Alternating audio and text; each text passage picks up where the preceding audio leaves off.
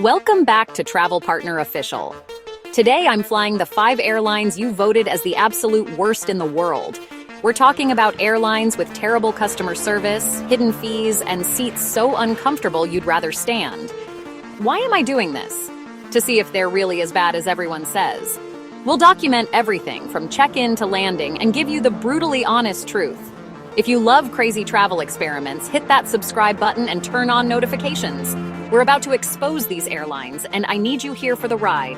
First up, Spirit Airlines. This is going to be rough. Spirit Airlines. Just hearing the name is enough to make seasoned travelers shudder. It's the airline that's become infamous for its ultra-low fares and, let's be honest, ultra-low expectations.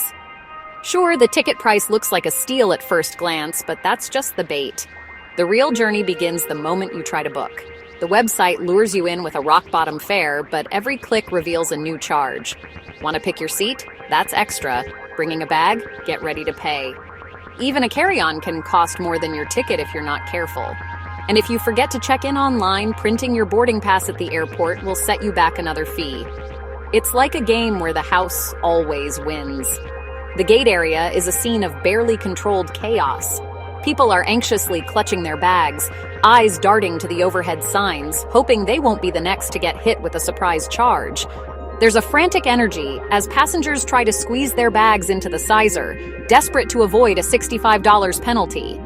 Boarding isn't by group or row. It's a mad dash, every person for themselves.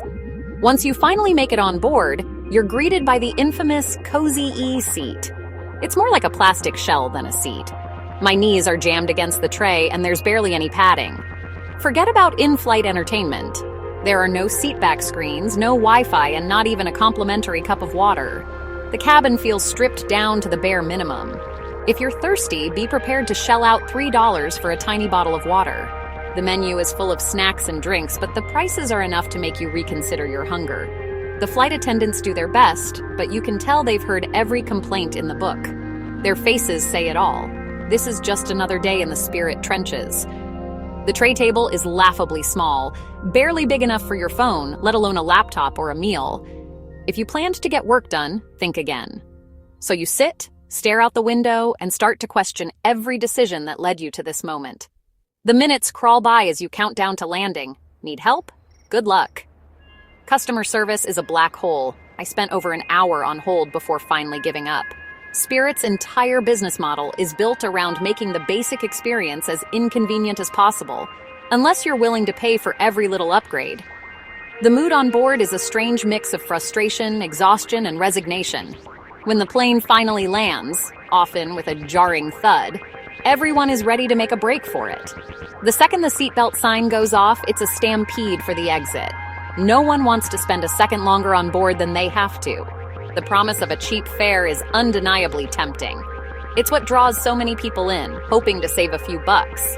But the reality is a relentless gauntlet of hidden fees, cramped seats, and a bare-bones experience that leaves you wondering if the savings were worth it.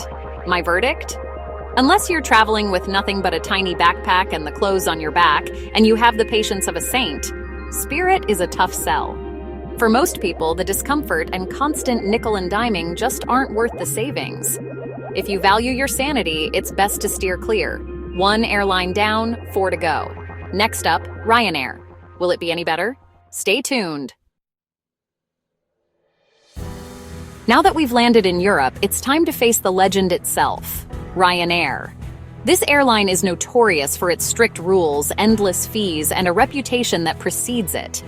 If you've ever flown budget in Europe, you know Ryanair is the undisputed king of both low fares and high stress. Booking a Ryanair flight is like navigating a digital obstacle course. The website bombards you with pop-ups, relentless upsells, and sneaky add-ons at every click. Accidentally miss the online check-in window? That's a €55 penalty, no exceptions. Even choosing a seat or bringing a small bag can trigger extra charges if you're not careful. Arriving at the airport, the tension ramps up.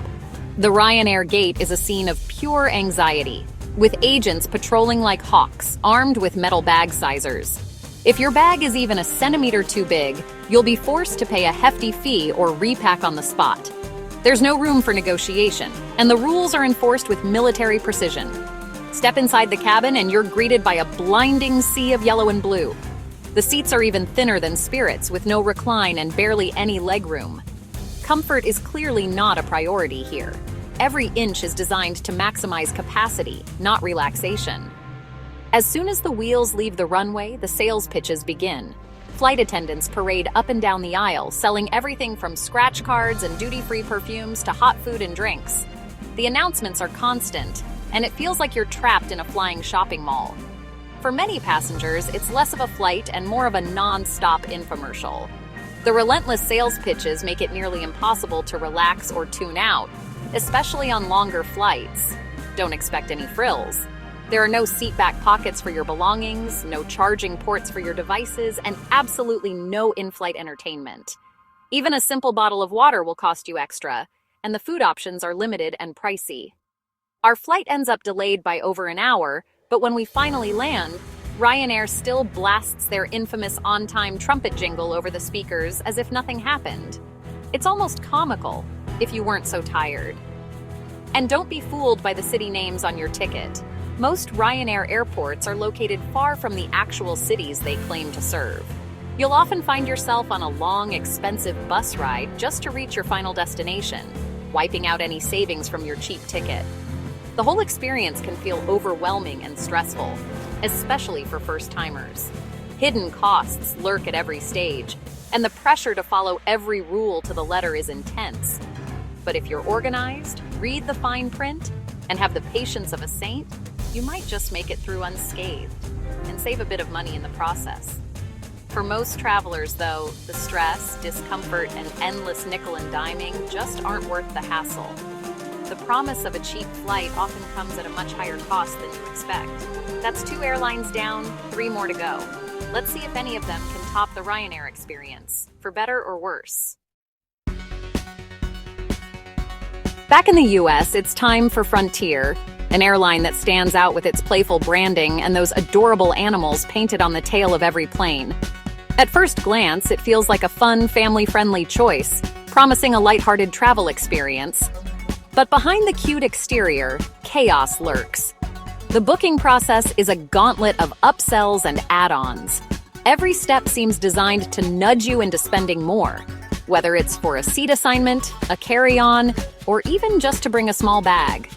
By the time you've added a bag and picked a seat, the price can easily match or even exceed what you'd pay on a traditional airline. I decided to go bare bones, skipping every extra, just to see what the true budget experience was like. But even before boarding, my flight was delayed 3 separate times with no explanation or updates from the airline. This isn't unusual for Frontier. The gate area quickly filled with frustrated travelers, all checking their phones and glancing anxiously at the departure board. The lack of communication only added to the tension. Once on board, the reality of ultra-low-cost flying sets in. The plane feels noticeably flimsy, and the seats are hard plastic with barely any padding. There's no recline, and the tray tables are so tiny they barely fit a drink, let alone a laptop or meal. Service is a total gamble. Some flight attendants are genuinely friendly and try to make the best of things, while others seem indifferent or even annoyed. There's no consistency, and it's clear that morale can vary wildly from flight to flight. Everything on board costs extra: coffee, snacks, even water. Mid-flight, there's a credit card pitch, and if you need help, forget about calling anyone. Frontier has no customer service phone line, just bots and slow online chats that rarely resolve issues quickly. Baggage fees are especially harsh.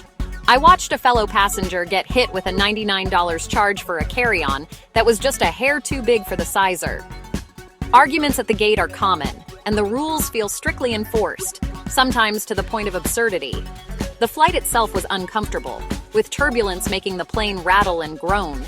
The lack of cushioning and cramped space made every bump feel worse. After a long, stressful delay, we finally landed in Las Vegas, exhausted and relieved. The cute animal on the tail is a nice touch, but it doesn't make up for the operational chaos, constant nickel and diming, and the feeling that you're always one step away from another unexpected fee. Frontier is a true gamble. Sometimes you'll get a cheap, on-time flight, but more often you'll face delays, discomfort, and surprise charges. If you value comfort, reliability, or need to be somewhere on time, Frontier is probably not the airline for you. Next up is Allegiant Air, known for fees, discomfort, and a history of safety concerns. Booking is the usual low fare, endless fees for bags and seats. Allegiant pushes vacation packages, but I stuck to just the flight. Their biggest issue? Limited schedules. Most routes fly only a couple times a week.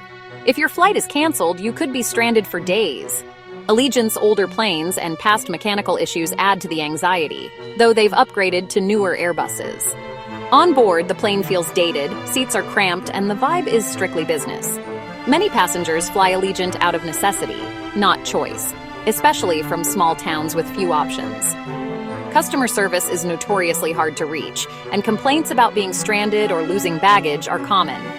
My flight was smooth, but the underlying risk is always there. The real problem is reliability.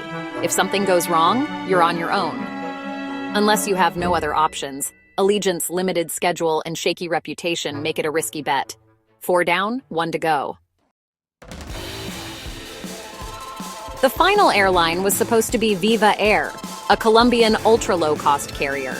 But just weeks before my flight, Viva Air collapsed, ceasing all operations overnight. Thousands were stranded, tickets became worthless, and customer service vanished.